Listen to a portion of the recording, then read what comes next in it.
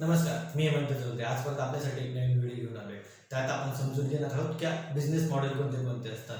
तर business model हे 5 प्रकारचे असतात. तर पहिला बिझनेस मॉडेल आहे मॅन्युफॅक्चरिंग बिझनेस मॉडेल.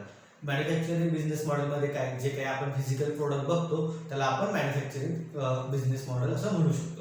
जसं की आपल्या आजूबाजूला आपल्याला भरपूर गोष्टी बघायला मिळतात. दरवाजे, खिडक्या, लॅपटॉप, मोबाईल्स वगैरे. हा जो काही बिझनेस असतो तो बिझनेस म्हणजे काय, तर तो मॅन्युफॅक्चरिंग बिझनेस मॉडेलमध्ये तो गणला जातो. त्याचबरोबर विविध प्रकारचे आपले जे काही अजून गाड्या किंवा बाईक्स असे विविध प्रकारचे जे प्रोडक्ट असतात मॅन्युफॅक्चरिंग बिझनेसमध्ये गणतो.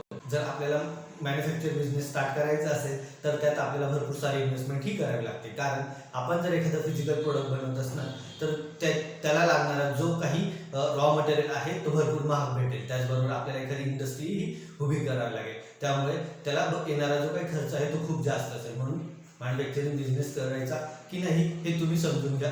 तुम्ही अगोदर तुम्हाला स्वतःला अनालिसिस करून मग तो स्टार्ट करायला पाहिजे. जर तुमच्याकडे पैसा भरपूर असेल तर तुम्ही मॅन्युफॅक्चरिंगचा बिझनेस स्टार्ट करायला काही एक हरकत नाही. त्यानंतर येते ते distribution business model. Distribution business model म्हणजे काय, तर जे काही प्रोडक्ट्स असतात म्हणजे जे काही मॅन्युफॅक्चर झालेले प्रोडक्ट असतील त्यांना ज्या मोठ्या क्वांटिटीमध्ये आपण जे छोटे छोटे शॉप्स असतात त्यांच्यापर्यंत पोहोचवायचं काम करतात, त्यालाच आपण डिस्ट्रीब्युशन बिझनेस मॉडेल असं म्हणू शकतो. डिस्ट्रीब्युशन मॉडेलमध्ये तुम्हाला मोठमोठाले वेअरहाऊस बनवावं लागतील. त्याचबरोबर तुमचे भरपूर सारे कॉन्टॅक्ट्स तुम्हाला बनवावं लागतील. जी काही ट्रान्सपोर्टेशनची जी सोय आहे ती सुद्धा तुम्हाला क्रिएट करावी लागेल. यात सुद्धा तुम्हाला भरपूर सारा पैसा हा इन्व्हेस्ट करावा लागेल. तरच हा बिझनेस सुद्धा व्यवस्थित पद्धतीने तुम्ही बनवू शकतात आणि तो चालवू शकतात. त्यानंतर येते ते retail business model. Retail business मॉडेलमध्ये तुम्हाला तुमचे जे काही छोटे छोटे शॉप आजूबाजूला बघायला भेटतात ते शॉप तुम्ही तशा पद्धतीचे शॉप तुम्ही स्टार्ट करू शकता. त्यात सुद्धा तुम्हाला एक बेसिक अमाऊंट ही इन्व्हेस्ट करावं लागेल आणि त्यातनं तुम्ही कोणतंही तुमचं जे काही शॉप असेल ते चालू करू शकतात. जसं की तुम्ही किराणा दुकान टाकू शकतात किंवा दूध डेअरी टाकू शकतात.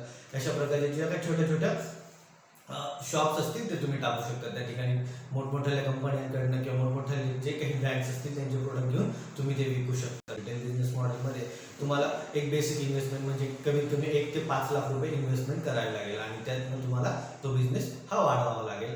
त्यानंतर येतं ॲग्रिगेटर बिझनेस मॉडेल. त्यात काय असतं, तर तुम्ही जे काही ओला, उबेर किंवा झोमॅटो ह्या कंपन्या बघितल्या असणार, त्या कंपन्या फक्त त्यांचे जे काही सॉफ्टवेअर असतात, जे काही टेक्निकल सर्व्हिस असतात त्या थ्रू ते बाकीच्यांचे प्रोडक्ट किंवा सर्व्हिस आहेत ते सेल करायचा प्रयत्न करतात. म्हणजे झोमॅटो काय करतो, झोमॅटो बऱ्याचशा ज्या काही हॉटेल्स असतात त्यांच्यासोबत ते पार्टनरशिप करतात. पार्टनरशिप केल्यानंतर त्यांच्या ॲप थ्रू जे काही लोक असतील ते त्या ठिकाणी रजिस्ट्रेशन करतात. रजिस्ट्रेशन करून त्यांच्या ज्या ऑर्डर असतात ते ऑनलाईन डिलिव्हरी करायचं काम करतात. त्याचबरोबर ओला सुद्धा त्यांची एक सुद्धा ही कार नाहीये, पण ते काय करतात, जे काही कार ओनर्स असतात त्यांच्यासोबत ते पार्टनरशिप करतात. त्याचबरोबर जे काही कस्टमर्स असतील त्यांना ते आपल्या प्लॅटफॉर्मवर घेऊन येतात आणि प्लॅटफॉर्म थ्रू त्यांना ते कस्टमर मिळवून द्यायचं काम करतात. अशा प्रकारे त्यांचा जो काही बिझनेस चालतो त्यालाच आपण ॲग्रिगेटर बिझनेस मॉडेल असं म्हणू शकतो. असा जर बिझनेस तुम्हाला चालू करायचा असेल तर तुम्हाला तुमच्याकडे टेक्निकल नॉलेज असणं खूप गरजेचं आहे. त्याचबरोबर तुम्हाला टेक्नॉलॉजीमध्ये भरपूर सारा पैसा हा इन्व्हेस्ट करावा लागेल. जर तुमची टेक्नॉलॉजी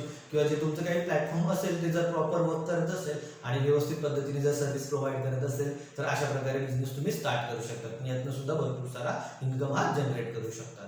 त्यानंतर जे काही येते ते service business model. Service business मॉडेलमध्ये डॉक्टर्स, लॉयर्स किंवा CA हे त्यांचे सर्व्हिसेस हे लोकांना देतात आणि त्यातनं ते पैसाही जनरेट करतात. बऱ्याचशा ठिकाणी टेक्निकल सर्व्हिस प्रोव्हाइड करून किंवा HRचे सर्व्हिसेस प्रोव्हाइड करून सुद्धा बिझनेस मॉडेल हा रन केला जातो. जर या बिझनेस मॉडेलमध्ये तुम्हाला तुमचा बिझनेस चालू करायचा असेल तर या ठिकाणी तुम्हाला एक बेसिक स्ट्रक्चर असणं खूप गरजेचं आहे. तुम्ही कोणत्या फील्डमध्ये ते सर्व्हिस प्रोव्हाइड करणार हे तुमच्याकडे पूर्णपणे प्लॅन असणं गरजेचं आहे. त्याचबरोबर तुम्हाला जे काही ॲसेटची गरज असेल ते सुद्धा तुमच्याकडे असणं गरजेचं आहे. ठिकाणी सुद्धा तुम्हाला टेक्निकल गोष्टींची गरज लागेल, त्यामुळे इंटरनेट असणं खूप गरजेचं आहे. त्याचबरोबर तुमच्याकडे टीम असणं खूप गरजेचं आहे. तुमच्याकडे इन्फ्रास्ट्रक्चर असणं सुद्धा खूप गरजेचं आहे. त्याचबरोबर तुमचे कॉन्टॅक्ट सुद्धा खूप सारे जर असले तर तुम्ही या ठिकाणी सर्व्हिस बेस्ड बिझनेस मॉडेल हा यूज करू शकतात आणि तुमचा बिझनेस यामध्ये स्टार्ट करू शकतात. हे सुद्धा खूप इझी आहे. हे सुद्धा तुम्हाला खूप नॉलेज असणं गरजेचं आहे.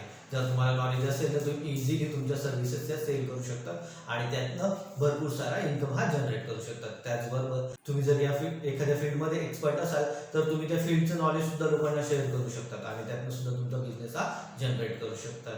जसं की CA किंवा जे डॉक्टर असतात ते त्यांचे पेशंट्स काढतात. त्यांचा जो काही नॉलेज असतो ते ज्या फील्डमध्ये एक्सपर्ट असतात ती गोष्ट ते करतात आणि त्यातनं ते त्यांची सर्व्हिस देऊन त्यातनं ते इन्कम हे जनरेट करतात.